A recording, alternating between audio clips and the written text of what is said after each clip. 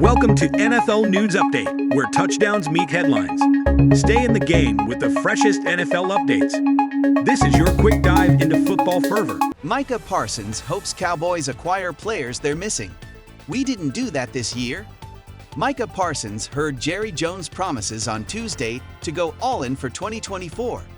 And on Wednesday, he admitted the Dallas Cowboys were a few players short in this season's championship pursuit. Sitting here and they talking about, we're going all in this year. Man, that's what I would hope for. Parsons said on his podcast, The Edge. I'm 24 years old. I've been in this league 3 years and I've kind of seen it all. I hope that we go all in. I hope that we go out and get the players that we're missing because we didn't do that this year. I hope that we challenge ourselves, become better, and become greater. The past several years have certainly seemed to be of the all-in variety for Dallas, but the team has nonetheless plateaued at 12 wins and earlier than anticipated playoff exits.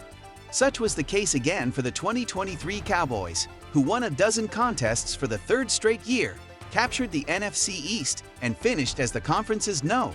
2 seed, only to fall at home for the first time since Week 1 of 2022, in the process allowing the Packers to become the first 7th-seeded squad to advance past Super Wild Card Weekend under the current postseason format. Dallas had no answers against Green Bay in any phase, at one point trailing in the fourth quarter by 32 points before staging a comeback to mask some of the ugliness with a 48-32 final score.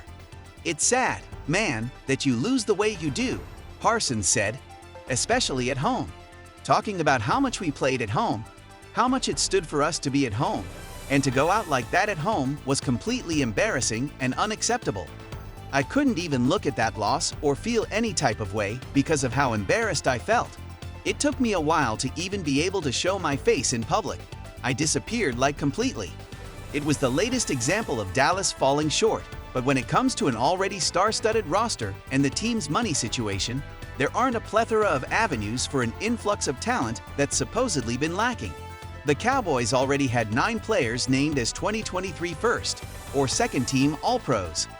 They're also currently slated to have the 6th least cap space in 2024 per over the cap, with Dak Prescott carrying a $59.5 million cap hit and players like wide receiver CeeDee Lamb entering a contract year.